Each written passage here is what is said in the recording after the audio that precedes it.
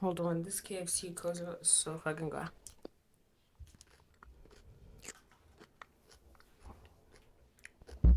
I don't know if you guys can hear me. Some banana and stuff, guys. I hope you guys are doing well. I'm Bri, and I have a podcast. Um, this is me, raw and unfiltered today because, well, I'm always raw and unfiltered, but today I just felt a little bit like a piece of shit. Well, I always feel like a piece of shit, depression and stuff. Wait, let me switch this other light on. Give me a second. Give me a second. Give me a second. Give me a second. Give me a second. I am back. I hope I'm in focus. Is it on? Lovely. Can you guys see me properly? I hope you can. So today I was hanging out with my friend. We were at her res, and well, I had a very rough morning. You know, my laptop's body, the way it was made, it's very weak. It's a very good laptop. It's from Lenovo. Yes, it works well, but Lenovo laptops don't last the way I want them to last. People be talking about, oh, I've been using this laptop for 10 years. I'm like, I can't even keep a laptop for fucking 6 years. Like, it's being only a year and it's already falling apart. Like, it works perfectly, but the framing of the screen is disconnecting. It's falling apart. I don't know if the warranty is still on. I bought it from correct Incredible Connections. Please let me know if the warranty is still active, like after 24 months. Please let it be 36 or 48 months because I need them to replace this shit. And I settled for this laptop because I didn't even want a silver one. I wanted a blue one. Anyway, today I'm wearing glasses because I was just crying because I'm depressed, as most of you who are listening to this know. Um, I was hanging out with a friend of mine. Actually, I had a rough morning because of my laptop. And then I went to class, told my friend everything, felt a little bit better after I told her everything. Got on live. And live was great because going live with my friends, them listening to our conversations, and then listening to the fact that I have a very good friend. I found a good friend in her, I'm not gonna lie. We study the same course and we go to class together. She's a great friend, but she's my low maintenance friend, and I'm a high maintenance friend. She knows that. Um, and whenever she doesn't like respond or like low maintenance friend, like you go months and months without talking to them, I feel like you hate me if you don't talk to me for a good 2 weeks. I feel like you and I beefing. Like, why? Send me a meme, send me a TikTok, like do something. Like now I feel like you hate me, very unclearly. You don't like me. I'm very, very insecure about that. I'm not gonna lie. Let me take a sip. I'm always drinking water, by the way. That's why I have great skin.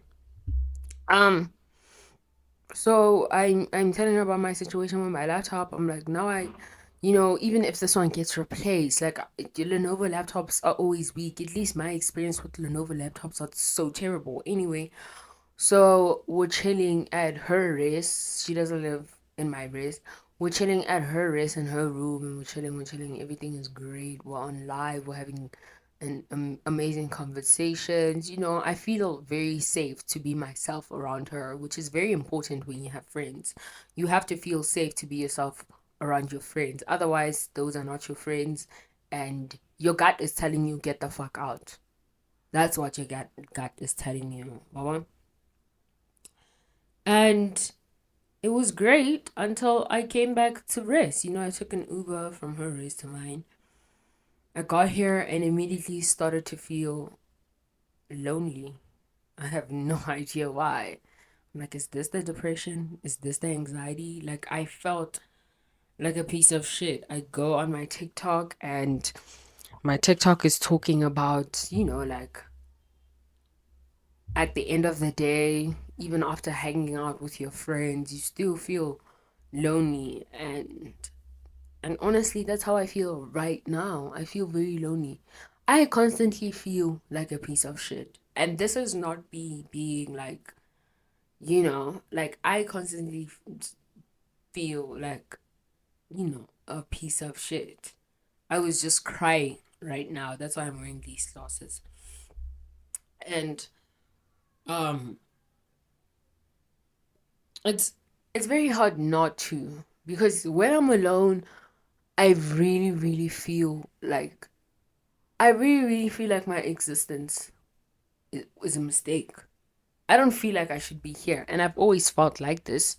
I don't feel like I should be here. I don't feel like a human being. I feel like I need to be somewhere else. I just don't know where. I want to go home, but I don't know where home is. Have you ever felt like that? You want to go home, but you don't know where home is. That's a very sad feeling. That's a very lonely feeling, a very rare feeling. Sitting here, thinking about how I have nobody to call because, first of all, my friend, the one I was with today, had a very, butterfly, beautiful childhood. She says she's never experienced half of the shit I've experienced. She doesn't even know like what trauma is, and I love that for her because I wish I lived a life like that.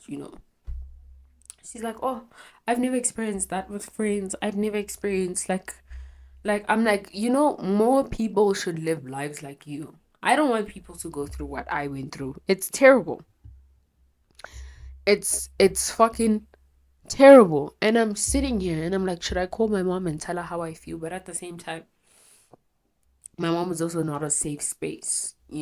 Like, of course I trust my mom with my life, but and I love her to death. Let me take a sip. But I don't feel like I can share my feelings with her. She's gonna turn it into a lecture. She'll turn it into a learning lesson. She will fucking shout. I don't know. It always ends up in an argument. And you know what? I don't care about the devices that she buys me. I don't care about the expensive clothes. I don't care about looking good. I don't care about the fact that she sends me money every month an allowance. I don't care about the fact that I use a very inexpensive phone. I don't care about the equipment. Yeah. What I care about is being heard. And I just feel like, you know, it's very hard for daughters, not even firstborn daughters in African households, let me just say daughters in households, to express themselves. You know, you can express yourself, but nobody's listening, which is quite sad. And as families, we need to do better. You know, like, oh, she must be PMSing. Oh, she must be on her period. Oh, she's doing that one of the mood swings nonsense. Wada. Like, really, I'm not allowed to get mad because that means I'm PMSing, you know? I'm not allowed to be in a bad and sad mood because I have a roof over my head and I have expensive clothes and expensive tech, you know? I'm not allowed to feel like a piece of shit because why? You have parents that love you, but that doesn't necessarily mean I always feel loved, you know? And I love my mom to death, right? And I hope she seeks help. I really, really hope she seeks help. My mom is not a violent person anymore because I don't allow her to be with my youngest siblings, but she used to be very violent with me. She didn't know how to express her emotions, so she would take it out on me violently. And not like giving me a slap in the face. Please, I can handle that. I used to fight in primary school. I can handle that, né? But it gets to a point where, she's throwing me against the wall, she's breaking my glasses. This wrist still hasn't healed, you know? She broke it right before exam season. It still hasn't healed, and she doesn't get that. She really, really doesn't get that. When I confront her about it, it's either she has amnesia. Oh, I don't remember doing that. I don't like it when parents do that. Oh, I don't remember doing that. What are you? Dumb? Is it amnesia? Dementia? Alzheimer's? Tell me what it is. We need to get it checked out real quick. You know? And honestly, I remember there was a time. I think I was 10. Definitely 10. I hadn't started my period yet. I started my period at 11. I was 10 and I stole like a little bit of money. I I didn't even steal. No, I didn't steal money. No. That was a friend of mine who stole money. We wanted to go buy spatlos. So I asked my mom 10 rand to go buy a spatlo. We call it a spatlo in Pitori. So she gave me 10 rand to go buy a spatlo. We went to go buy spatlos. Lucky's spatlos were like 4 houses away from where they sold them. It was 4 houses away from my house. In the hood we used to live in. We don't live in the hood anymore. So I remember we were gone for a good 3 to 4 hours, and I came back, and my mom was like, and she was so mad. Let me remind you that I was 10, okay? I had never disappeared from home like that. And it's not like I disappeared. We were waiting in a long ass fucking line, and then we were just chilling by the corner eating this puzzle, right? And I remember I came back, nah, and I was with all my friends. The whole gang was in my house because it was, the whole gang used to just hang out in my yard and stuff like that. The gang on my street, all my friends, all my neighborhood friends, we used to hang out in my yard. And I remember coming back, and she was washing the curtains that day. So our windows were exposed. Okay. She was washing the curtains that day. Our windows were exposed, and I came back and she was washing the dining room window. I remember one of the dining room windows. And she was like, "Utswakai, ke ra wa re tswa go reka diphahlo and then ra nna nyana ra ilo dlala and this and that. We went to go play, we chilled, we bought spatlos, like I didn't think she had a problem. She's like, you disappeared for a very long time, Kenya kore ubuwe, I'll disappear. That's what she wanted to say. Instead, she was like, "Utswa guy," and I was like, "No, it's already patlo." And immediately she took off her slipper and started beating the hell out of me. And it wasn't like a two, two, two. It was like, "Utswa, pa," the head, the shoulder, the back, the bum, the feet. I had marks all over me. Nah, I don't mind getting a whooping. The windows didn't have curtains on them. Not only could the whole squad hear that I was getting a beating, they could see it. And they still haven't let me forget it. Till this day. Till this day, they still haven't let me forget it. I remember that was the first time. That was the first time I lost trust in my mom. I was like, okay, so we can't trust her. So I remember from that day onwards, I just stopped hanging out with my friends because they would always bring it up and stuff like that. Also because I was bullied because I used to go to school on the other side of the city. Sorry. I have so much. Let me blow my nose with the fucking tissue. I used to go to school on the other side of the city, and they would bully me because I only spoke English.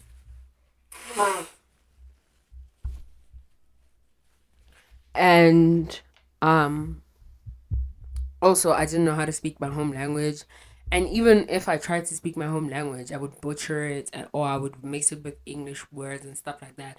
And I lived in a very nice house in the street, one of the nicest houses, and one of the biggest houses and stuff like that. Jealousy type of stuff. And I remember like that on from that day onward, I started having beef with my mom. I was like, is this how she's gonna treat me every time I do something wrong? Or like now I can't trust her. Now I felt like this was an unsafe space for me, you know? Years went by, and then there was a time where my youngest brother was born, and um, and we had nannies, back then because I was 13 when my youngest brother was born. I wasn't gonna change diapers and go to school and do well at school. No, so my mom would hire a nanny for like a year until the baby can start like walking and just a little bit of talking until the baby is old enough to go to varsity, right? And I remember this one time, né, um, there was 20 rands sitting on the thingy, and I think I needed transport money or I needed money for lunch at school. Né, it was 20 rand. I was like, "Ugh, I'll replace it," because at that time I was, and I was in high school. I think I was in ninth grade.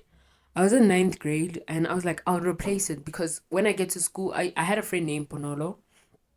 And Bonolo and I wouldn't mind, like, borrowing each other money. Tell me, I want 50 rand, you can only want to whatever, whatever. We were that kind of friends. Wabon? So I was like, ke tla fihla ko sekolong ka khopela Bonolo 20 ranta. So nobody would find out for ke itse 20 ranta. Wabon? I remember I got back home from school and the nanny was so ready to rat me out. She sat there. She was like, Mama Ritu, can you go botsa huri? Ritumetse, untse, 20 ranta yaka. I think it's missing. And I was like, why is she doing this? Because I am literally about to get 10 rand that's a pay. No more putting. I am literally about to replace it. My sister, Kina Leon and not 20 rand. She's like, 20 randa. Yeah, I think ke shota 20 randa. Ne? And then they gave me more and I didn't anymore. Ne? And I remember my mom looked at me. She was like, oh yeah, she dragged me outside. Remember, the car was parked in the car park. She dragged me outside. She was like, get in the car. I was like, why? Where are we going? Mind you, I was in fucking pajamas. This was around 6 o'clock. I was doing my homework. In the middle of doing my homework, she's like, get in the car. Get in the car. We get in the car. She drives me to the police station. Drives me to the police station. She gets there. Hello, maphodisa. Ke tlilo tshwarisa ngwanyana o. Wa utswa. Ke le kgodo. Whoa. He replaced it 20 randa ela. Like she literally, the nanny even came back and says, oh, there's no problem anymore. She replaced it. I'm like, he replaced it 20 randa ela. Matata ke. She's like, ke tlilo mo tshwarisa. And then you could see the police women looked at my mom like she was crazy. They were like, hey, like it's working situation here. Usually, police don't want to get involved in family drama and stuff like that. They looked at my mom like, Miss Ma'am, and then the captain came out, and then the captain took me back there. Where, he took me first to his office. He took me there to his office. Mind you, we almost spent the whole night in jail. He took me to this office and then he took me to the jail cells and this and that. And my mom was still sitting on that side of the police station. There's like a courtyard in the police station. So my mom was sitting there. And he took me to the cells and then he took me to his office and we sat there. And I literally explained the whole situation to him. And he was like, now your parents don't trust you. I'm like, why don't they trust me? Whatever. I was like, ugh. My parents have had beef with me since I started my period anyway, since I became a woman in their eyes. Like every conversation about boys would end up in, you'd get pregnant, so stay away from them. Oh, you get pregnant, nah, nah, nah, nah. You get pregnant, so nah, nah, nah, nah, nah. Da, da, da, da, da. Who's that boy you were sitting with? I'm like, mom, we're classmates. It's not like I'm not gonna interact with boys. Fuck is you tripping about? We're classmates. Out here tripping because I'm sitting with a classmate. What are we supposed to, like, what are we gonna do? Kiss? Really?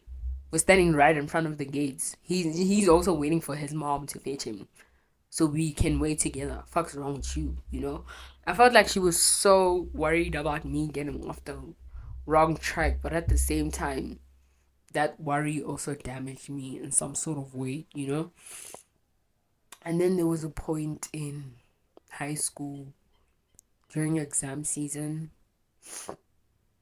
I don't know what we were fighting about. Oh, we were fighting about like cleaning and stuff like that. And like in my house, I usually didn't like clean or like wash the dishes during exam season because I was studying every single day. I think this was in grade 11, if I remember correctly. Yeah, this was in grade 11. No, no, no, this was not in grade. This was in grade 10 because grade 11 it was lockdown. Nothing really happened during lockdown. And I was like, and oh yeah, we were arguing about cleaning and whatever. This was exam season. I was like, Ma, I don't. She's like, I don't know what I said, but she's like, oh, since you wanna be independent, you'll do your own laundry or whatever. I'm like, cool, Like I wasn't even in the mood to argue with her that day. But when my mom can see that she can't get under my skin, she tries her utmost best to do it. And she always manages to succeed it. Like, I'll ignore her, let her shout, go, okay, mom, okay, okay. And then I'll go to my room and close the door. And I'll be like, oh, I hope she's done shouting. And then she'll still shout, shout, shout, shout, shout. And I'll hear her say the most mean things about me. Sorry, guys. My nose is running today because I'm crying. You know? Like, I can talk about anything, but when it comes to my mom, it really gets to me because, yeah, she's the reason why I used to slit my fucking wrists. Anyway, um, and I'd hear in the kitchen go on and on and on and on, and then she'd come in my room and say, so, is this how we're gonna be now? I'm like, Mom, please just leave, okay? Okay, like it's okay. I hear you. You don't have to make a noise or rasetsang, kopa kwa le lebati, o tsamaye. And then she stand by the door like this. And then I try to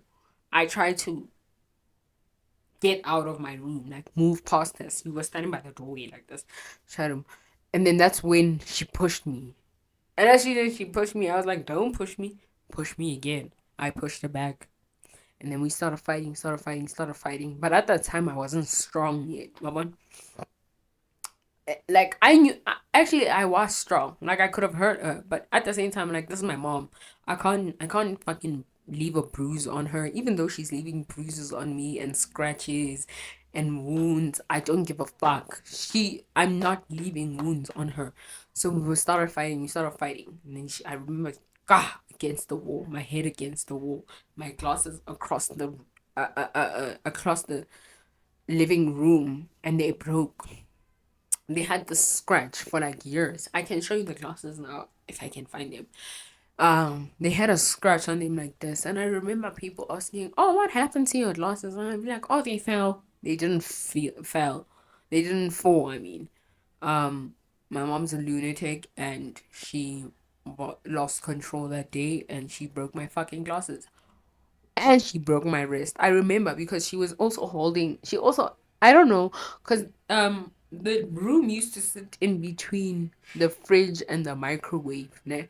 And I remember her taking the broom and going and trying to hit me, but I shielded my head with my left arm, and the broom hit my wrist. And when the broom hit my wrist, it broke it. It shattered it. And I remember not being able to move my wrist, do anything with it for months. No medical attention, nothing. I would just wrap it around with a bandage, apply some a move, just some vapor rub on it. I'd apply these muscle creams and stuff like that on it, and like just move on with life, because what was I gonna do? Like, hey mom, you broke my wrist. Can you take me to the fucking hospital so I can get a cast?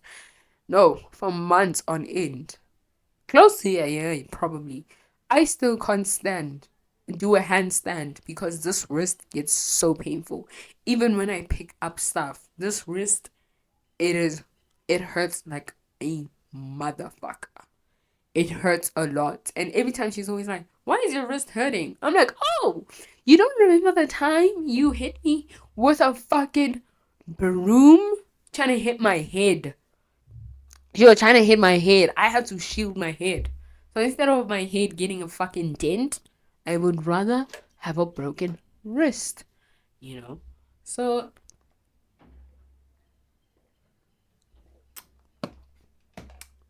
that's a little backstory of why I didn't feel safe about calling my mom and telling her that I feel a little bit lonely and sad today, Depression sucks because I just spent the whole day with my friend and I came back here and I started crying, you know? I came back here and I started crying and I'm like, I have so many people to listen to. I mean, I have so many people to talk to, but none of them are really listening, you know? I do not care about, you know, sorry. I shouldn't have let the tear come out. Like I said, my mom is a very sensitive topic. I still love my mom anyway, but I don't think her and mine's relationship will ever get better until she gets real therapy. And my mom goes to therapy to talk about my therapist about the wrong reasons. She's worried about what I say on social media and this and that. I'm like, you should be worried about why I do not trust you this much. You shouldn't be worried about me telling people that they don't have fathers. Because at the end of the day, they still don't have fathers, whether I say it or not. But me talking about you physically abusing me as a child multiple times. Mind you, the stories I just told weren't even like the fucking tip of the iceberg. Like, I don't know when she started hitting me. She started hitting me at like 7. Like, it was crazy. Like it was crazy. I have a 7-year-old brother. He's been hit once, but I had to stop her in the middle of it. I'm like, you're taking it too fucking far. You don't want him 10 years from now in therapy because you fucking lost it again. Be a better person. Be a better mom to them, okay? Be a better mom to them. You fucking damaged me. I'm okay with being damaged. I'm cool. I'm okay with that. But that's not happening for my siblings. I refuse to let that happen, Like many times I've thought about running away from home, cutting them off, this and that, but I'm like, I don't think it's ever gonna happen because I have siblings that I have to take care of, Every time my brother, I have a 13-year-old brother who's very interested in like crypto and stuff like that, and I don't understand crypto and anything like that, but I'm very supportive as a sister. And every time I'm like, how much do you need for this? And then he wants to start a YouTube channel. I'm like, do you want to buy? Do you? I got him a mic. I'm very supportive. Every time he needs advice, he calls me. Every time he's like, "Oh, how's this?" I'm always like, "That's shitty. Try this, try that." He doesn't feel like it's a safe space with my mom either. But like, of course, he's had a different experience with my parents because I feel like I was the test run baby.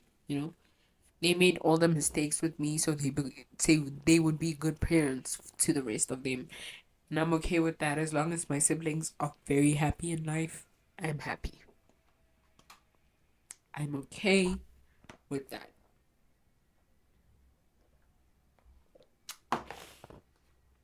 And I don't say what I say to garner sympathy or pity. No. Okay. I don't cry often, but every time I think about my mom, I cry a lot. I can sit here and cry for hours just thinking about the things she's done to me, thinking about the things she said to me. Like I could sit here and cry for hours. Today I was looking out the window. I'm like, what a great day to live on the fucking ninth floor. You know, you know. Spent the whole day with my friends. We had fun, great conversations. Came back to race, laid down here. I was like, my mind keeps telling me that I'm a piece of shit. Yeah, are you? Is everything okay with you? You know? As soon as I look into the mirror, I'm like, you're ugly. Nobody likes you. Shut up. You know? And and I love myself. I'd like to think so. Like I love myself. And I've been learning to be more and more selfish with myself. Especially when it comes to people. I set very, very strong boundaries, which is why I look very unapproachable. That's the look I'm trying to go for. Do not approach me at all. Um, but like if you're a fan of my work, you can just say that. I'm cool with that. I'm always happy to meet my followers, but I don't say anything to garner sympathy or anything. Today, I just felt like filming today. I just felt like being raw. I didn't want anything scripted. None of the videos I film are scripted. I don't plan anything. I switch on the mic, I switch on the lights, and I start speaking. And yeah, yeah. And then I get on my phone today and I see people post videos with their moms and I'm like, damn, I want that. But at the same time I'm like, it's never gonna happen. How do I convince a 50-year-old woman to change? How do I make her realize that she's the reason why I am the way I am? You know, she's not the only reason, but she's the sole reason. You know, she's the sole reason, and she loves me, and I know she does. You know, she tells me all the time, but I feel like her love has damaged me in a way. I don't want her love is too damaging for me, and she doesn't get that. You know, I hate you because I love you. I'm so she I'm yet to hear it and I'm sorry. And she said, yeah, she does apologize, but it's never sincere. It's always I always have to tell her like you didn't even say sorry. And then she goes, okay, I'm sorry. Like it's always because I had to tell her to say I'm sorry. It's never an actual I'm sorry, you know? And I'm trying very hard to forgive her. How do you forgive someone who's not sorry? You know, how do you how do you move on from someone who doesn't see that they're at fault?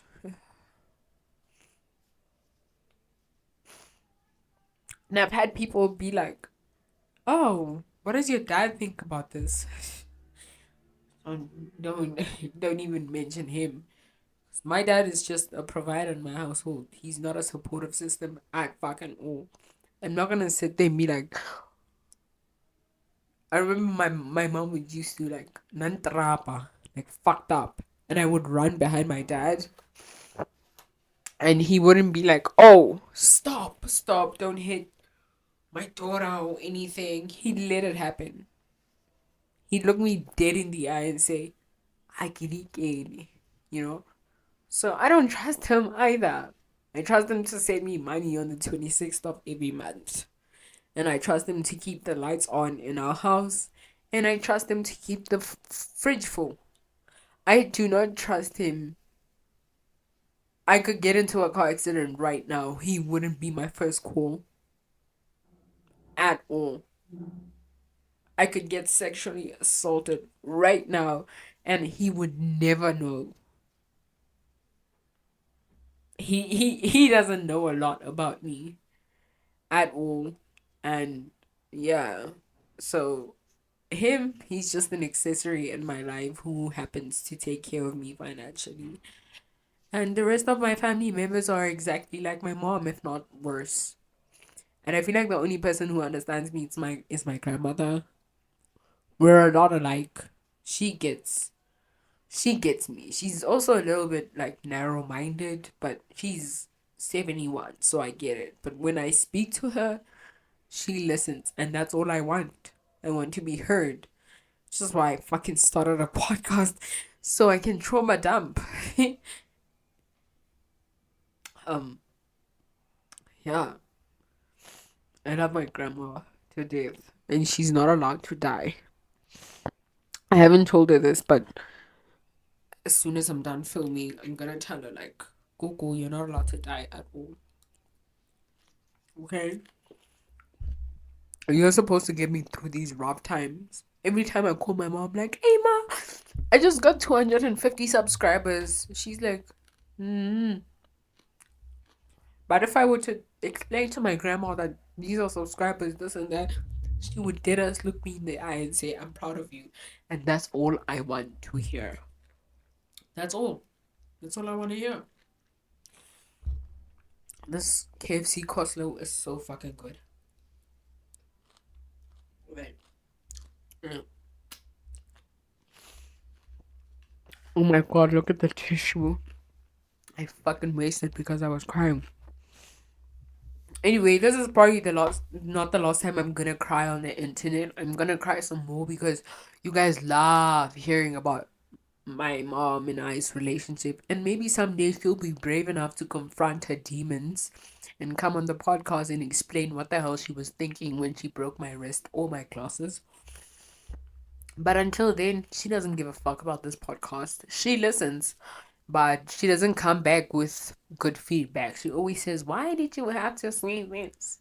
Why did you have to call her a bitch? Why did you have to say shit? I don't want you to tell people that you were born partially blind. What if somebody targets you and tries to steal your glasses? And whatever. What if I don't like the fact that you're on social media? It's so unsafe. What if someone tracks your location and kidnaps you? I'm like, then let them fucking kidnap me. And better kill me in the process. There's nothing to live for anyway. Rent is like expensive. 10,000 rent for a studio, excluding water and electricity. Insurance is also fucking expensive. You know, you go outside, you breathe, boom, you've spent 200 grand. It's not like I have anything to live for. So I hope whoever is trying to kidnap me, please make it quick. Don't make me suffer. I already am suffering. Okay? So yeah. Also, I tell her, one thing about me, I don't fear death. And that scares a lot of people. But it is what it is. I hope you guys enjoyed this episode. I sat here and I cried and I trauma dumped because it's either that or I was gonna cry myself to sleep. And my anxiety medication doesn't seem to be working these days. And I should probably tell my therapist that. But if I'm being honest with my therapist, she'll fucking lock me in the asylum. And I'm very scared of that. Anyway, don't forget to subscribe. Follow the podcast on Apple Podcasts. Follow the podcast on Spotify Podcast. Please be nice in the comments. I'm a little bit sensitive today. By the time I post, I'll be back to normal. Me being a mean ass bitch. Love you guys.